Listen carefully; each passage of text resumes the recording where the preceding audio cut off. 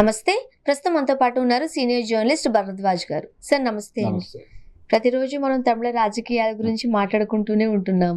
ఏదో ఒక అప్డేట్ వస్తున్నట్టే అనిపిస్తోంది కానీ ఎక్కడా తెగట్లేదు. సో ఎర్వ గోల ఏంటి అంటున్నారు చాలా మంది. ఏం జరుగుతోంది? అంటే వీసీకే నుంచి ప్రాబ్లం మొదలై ఈరోజు ఉదయం 11 గంటలకి ప్రమాణ స్వీకారం చేసేస్తాడు విజయ్ అన్నారు. అని అందరూ అనుకున్నారు. నిన్న సాయంత్రానికి క్లారిటీ వచ్చేసింది.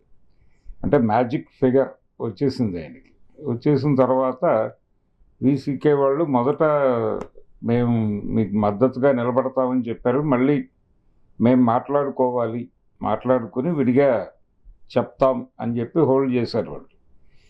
హోల్డ్ చేశారు. ఈరోజు విజయ్ వాళ్ళ ఆఫీస్కి వెళ్ళాడు. వాళ్ళు సాయంత్రం 4 గంటలకి డెసిషన్ చెప్తా ఉన్నారు. కాబట్టి ఈరోజు అయ్యేటట్లుగా కనిపించడం లేదు ఈ ప్రమాణ స్వీకారం.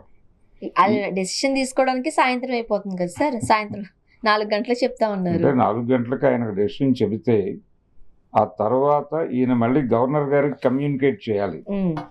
వీళ్ళు ఇచ్చిన లెటర్ పట్టుకెళ్ళి గవర్నర్ గారి దగ్గర జతపరిచి అప్పుడు టైం తీసుకొని రేపు మేబీ మ్యాక్సిమం రేపు అవ్వచ్చు అనేది ఒక ప్రస్తుతానికి ఉన్న క్లారిటీ. అది సాయంత్రానికి ఇంకేదైనా ట్విస్ట్ జరుగుతుందేమో తెలియదు. ఒకవైపు ఈ జాతకాలు చెప్పేవాళ్ళేమో జూన్ 2 వరకు ఇలాగే ఉంటుంది పరిస్థితి అన్నట్టుగా మాట్లాడుతున్నారు.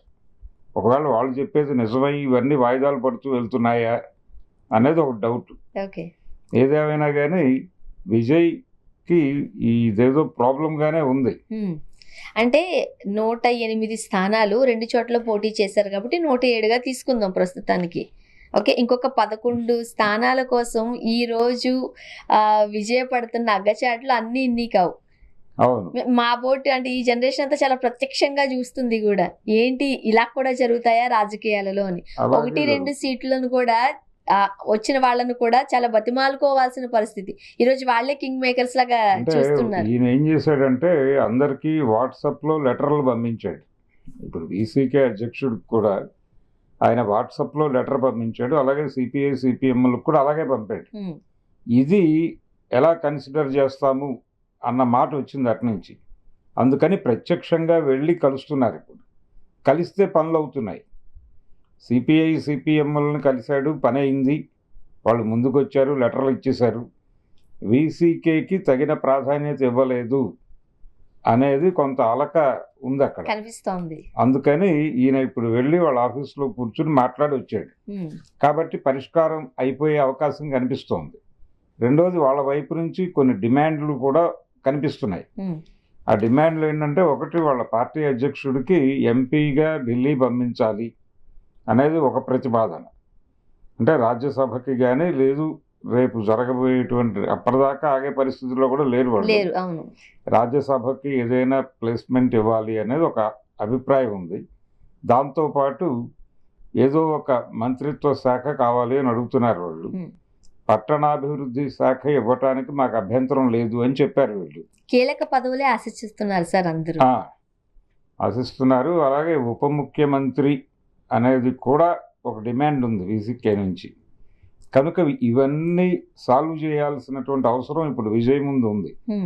వీటన్నిటికీ ఓకే చెప్పేస్తే అప్పుడు వాళ్ళు 4 గంటలకి అనౌన్స్ చేస్తారు, మేము మా 2 ఎమ్మెల్యేలు విజయ్ గారి తరఫున రేపు ఫ్లోర్లో చేతులు ఎత్తబోతున్నారు అని చెప్పి ఒక లెటర్ ఇచ్చేస్తే, ఈ లెటర్ పట్టుకెళ్ళి ఆయన గవర్నర్ గారి దగ్గర ఇచ్చేస్తే కొంతవరకు క్లారిటీ వస్తుంది, కలుగుతుంది. అలాగే బయట నుంచి వచ్చేవాళ్ళు ఉన్నారు కొంతమంది అని చెప్తున్నారు. ఆ వచ్చే వాళ్ళ పరిస్థితి ఏమిటనేది ఇప్పటిదాకా తెలియదు. పళనిస్వామి వీళ్ళందరూ కూడా చూస్తున్నారు ఈ క్రీడని. ఇది ఎలా ముగింపుకు వస్తుంది, విజయ్ వైపు నుంచి క్లారిటీ వస్తుందా లేదా, లేదు మనం రంగంలోకి దిగాలా అని ఇప్పటికీ వాళ్ళ ప్రయత్నాలు ఏమీ ఆపలేదు, కాన్షియస్గానే ఉన్నారు. విజయ్ తమ కంట్రోల్లోకి వచ్చినా పర్వాలేదు అన్నట్టుగానే చూస్తున్నారు. అలాగే కేంద్ర ప్రభుత్వం కూడా, అంటే పైన ఉన్నటువంటి ఎన్డీఏ వారు కూడా కాన్షియస్గానే చూస్తున్నారు విజయ్ వైపు. అసలు ఏం జరుగుతుందా అంటే ఏదైనా తేడా జరిగితే ఇప్పుడు కాంగ్రెస్ పార్టీ కూడా కొన్ని కోరికలు కోరింది. వాళ్ళు మంత్రి పదవులు అడిగారు, వాళ్ళని ప్లేస్ చేయాలి, వీసీకేని ప్లేస్ చేయాలి. లెఫ్ట్ పార్టీస్ అయితే మేము బయట నుంచి మద్దతు ఇస్తామని స్పష్టంగా చెప్పేశారు. ఉమ్, కాబట్టి వాళ్ళతో ప్రమాదం లేదు. సో వీళ్ళిద్దరికీ మంత్రి పదవులు ఇవ్వాలి, కాంగ్రెస్కి ఇవ్వాలి, వీసీకేకి ఇవ్వాలి. ఇప్పుడు డిఎంకే నుంచి కానీ లేదు ఇతర పార్టీల నుంచి, ముస్లిం పార్టీ ఒకటి ఉంది అక్కడ, ఉమ్. వాళ్ళు మేము ఎట్టి పరిస్థితుల్లోనూ విజయ్కి మద్దతు ఇవ్వము అని చెప్పేశారు. ముందే చెప్పారు వాళ్ళు. ముందే చెప్పేశారు కాబట్టి అది క్లారిటీ ఉంది. వాళ్ళు డిఎంకేతోనే కొనసాగుతామని చెప్తున్నారు. ఉమ్. సో ఇప్పుడు డిఎంకేలో గెలిచిన వాళ్ళు కొంతమంది అటు నుంచి బయటకు వచ్చి ఈయనతో కలవాలని అనుకుంటున్నారు. వాళ్ళు ఇమ్మీడియట్గా వచ్చేవాళ్ళు ఒక 5గురు ఉన్నారని వీళ్ళు బయటకు చెప్తున్నారు. ఎవరు? విజయ్ పార్టీకి చెందిన వాళ్ళు టీవీకే వాళ్ళు చెప్తున్నారు, కానీ క్లారిటీ లేదు. అది కూడా అనుమానాస్పదంగా యాక్చువల్ వాళ్ళు వచ్చేసి ఉండుంటే ఇంత ఇష్యూస్ ఉండకపోయి ఉండేవేమో. అవును. ఇప్పుడు వీళ్ళ దగ్గరే పదవుల పందారాలు జరిగిపోతే కష్టపడి గెలిచిన వాళ్ళకి మరి ఎటువంటి మంత్రి పదవులు కట్టబెట్టాలి, వాళ్ళకి ఇవ్వాల్సిన సముచిత స్థానం ఏంటి? అంటే వీళ్ళ ధైర్యం ఏమిటంటే ఇప్పుడు అనుభవజ్ఞులైనటువంటి వాళ్ళు చాలా తక్కువ మంది ఉన్నారు. విజయ్ పార్టీకి సంబంధించి టీవీకే నుంచి గెలిచిన వాళ్ళలో అనుభవజ్ఞులు చాలా తక్కువ మంది ఉన్నారు, ఫ్రెషర్స్ ఉన్నారు. కనుక ఈ బయట నుంచి వచ్చే ప్రతి వాళ్ళు నాకు ఒక కీలక పదవి కావాలి అని అడుగుతున్నారు. ఇప్పుడు ఆ డిఎంకే నుంచి వచ్చేవాళ్ళు కూడా అడుగుతారు, వాళ్ళకు కూడా ఇవ్వాలి. ఇచ్చి తన వాళ్ళని ప్లేస్ చేసుకుంటూ వెళ్ళాల్సినటువంటి అవసరం ఉంది. జంబో మంత్రివర్గాలు అని ఉండేవి ఇదివరకు, అంటే 40 మందితో మంత్రివర్గాలు నడిపిన రోజులు కూడా ఉన్నాయి మన దగ్గర. అంజయ్ గారు నడిపారు అలాంటి మంత్రివర్గాన్ని.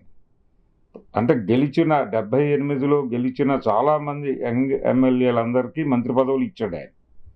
ఆ వరుసలోనే వైఎస్ రాజశేఖర రెడ్డి, చంద్రబాబు కూడా మంత్రులు అయ్యారు అప్పుడు. కనుక అలాంటి ప్రయోగం ఏదో చేసేలాగా ఉన్నాడు ఆయన. సో ఇప్పుడు వాళ్ళ కోరిక ఇంకోటి ఉంది, ఆయన రిజైన్ చేస్తున్నటువంటి ప్లేస్ని ఆ నియోజకవర్గంలో వీసీకే అభ్యర్థిని నిలబెట్టి గెలిపించాలి అనేది కూడా ఉంది. నిన్నటిదాకా ఒక ప్రచారం జరిగింది ఆ స్థానం నుంచి, అంటే తిరుచి నుంచి త్రిషని పోటీ చేయించి ఆవిడ్ని డిప్యూటీ సీఎం డిప్యూటీ సీఎం చేస్తారా లేకపోతే మంత్రివర్గంలోకి తీసుకోబోతున్నారని ఒక ప్రచారం జరిగింది. హోమ్ మినిస్టర్ కూడా ఇచ్చే అవకాశాలు ఉన్నాయన్నారు. అవును, హోమ్ మినిస్టర్ ఇచ్చే అవకాశాలు ఉన్నాయన్నారు. ఏవైనా కానీ అది అయ్యే పరిస్థితి కనిపించడం లేదు ఇప్పుడున్న పరిస్థితుల్లో. వీసీకే ప్రతిపాదనకు అంగీకరించి వాళ్ళకే ఇవ్వాల్సి వస్తుంది ఆ సీటు. ఇస్తే ఎలాగూ గెలుస్తారు వాళ్ళు, గెలిచిన తర్వాత 3 అవుతాయి వాళ్ళ స్థానాలు. కనుక ఇలా అష్టదిగ్బంధనం చేసి అనేక పద్ధతుల్లో విజయ్ని కండిషనల్ చేసి తీసుకెళ్ళి సీఎంగా ప్రమాణ స్వీకారం చేయించడం కోసం కసరత్తు జరుగుతోంది. ఇది ఏ క్షణమైనా బెడిసికొడుతుంది అనే ఆశతో ఎన్డీఏ చూస్తోంది. కానీ ఇంత పగడ్బందీగా ఇన్ని రిస్ట్రిక్షన్స్ మధ్య వీళ్ళు అంటే ఇప్పుడు ఖచ్చితంగా మ్యాజిక్ ఫిగర్ కోసం వీళ్ళని ఆశ్రయించక తప్పదు. వాళ్ళు దాన్ని ఎట్లా క్యాష్ చేసుకుంటున్నారో మనం చూస్తున్నాం. ఎక్కువ కాలం నిలబడతాయి సార్ రాజకీయాలలో ఇలాంటి కూటములు కావచ్చు. తప్పదు. గతంలో ఇలా మైనారిటీ ప్రభుత్వాలు నడిపినటువంటి అనుభవజ్ఞులైన పివి నరసింహారావు గారు లాంటి వాళ్ళు ఉన్నారు. నరసింహారావు గారు ఆయన మైనారిటీ గవర్నమెంట్ నడుపుతూ 2-3 సందర్భాల్లో ఆయన అవిశ్వాస తీర్మానాలు పెట్టినప్పుడు ఆయనకి లోపల ఉన్నటువంటి మద్దతు సరిపోక బయట నుంచి కొనాల్సి వచ్చి అలా కొని కేసులు పెట్టించుకొని ఇబ్బందులు పడ్డ సందర్భం కూడా చూసాం మనం. అంటే జార్ఖండ్ ముక్తి మోర్చా జేఎంఎం ముడుపుల కేసు అని ఒకటి ఉంది ఆయన మీద. అందులో శిబు సోరెన్ని ఇతరుల్ని పిలిచి ఆయన మీరు కాంగ్రెస్ పార్టీ తరఫున చేతులు ఎత్తినందుకు గాను ఇదిగో ఇంత డబ్బులు ఇస్తాం మీకు అని చెప్పి ఇచ్చారు. ఆ డబ్బులు తీసుకెళ్ళి వాళ్ళ ఎంపీ వస్తుంది, శాలరీ వస్తుంది వాళ్ళకి, అది డిపాజిట్ చేయటం కోసం ఇచ్చిన అకౌంట్లోనే ఈ డబ్బుల్ని జమ చేశారు వాళ్ళు. జమ చేస్తే అది గొడవైంది, ఎక్కడి నుంచి వచ్చాయి ఈ డబ్బులు అని ఎంక్వైరీ చేసినప్పుడు ఫలానా అకౌంట్ నుంచి వచ్చినాయని చెప్పేశారు వాళ్ళు. అంటే ప్రైమ్ మినిస్టర్ గారు ఇవ్వమంటే ఇచ్చారు ఈ డబ్బులు మాకు అని కూడా చెప్పేశారు. చెప్పగానే ఒక్కసారి కన్ఫ్యూజన్ జనాలందరికీ. అప్పుడు నరసింహారావు గారు ఒక హిస్టారికల్ మాట చెప్పాడు, భారతదేశంలో ఆదివాసీలు వెనకబడి ఉన్నారని తెలుసు కానీ ఇంత వెనకబడి ఉన్నారని అనుకోలేదు అన్నాడు ఆయన. అలా ఇరుక్కున్నాడు ఆ కేసులో. అలా మైనారిటీ గవర్నమెంట్ని మెయింటైన్ చేయటం ఎంత కష్టమో ఆయన చూపించాడు. ఆ మోడల్ని పట్టుకుని ముందుకు వెళ్ళటమే. చూడాలి ఏం జరగబోతుందని. అంటే ఎవరు అలిగినా, ఎవరికి ఇబ్బంది కలిగినా, అంటే ఒకరికి ఇప్పుడు వీసీకే ఇన్ని కోరికలు కోరింది. ఈ కోరికలన్నిటినీ మన్నించాడు ఆయన. మనం తక్కువ కోరామా అని చెప్పి కాంగ్రెస్ పార్టీ అనుకోవచ్చు. హ్మ్. మనం ఇంకా ఎక్కువ కోరి ఉండాల్సింది అనే వేదనలో కాంగ్రెస్ పార్టీ, మనం ఇంకా ఏం కోరాల్సి ఉంది అని చెప్పి బయట నుంచి వచ్చేవాళ్ళు, వీళ్ళందరూ విజయ్ని కొరుక్కు తినేసే అవకాశం అయితే ఉంది బలంగా. ఉంది. చూడాలి ఏం జరగబోతుంది. అవును. Thank you sir. Thank you.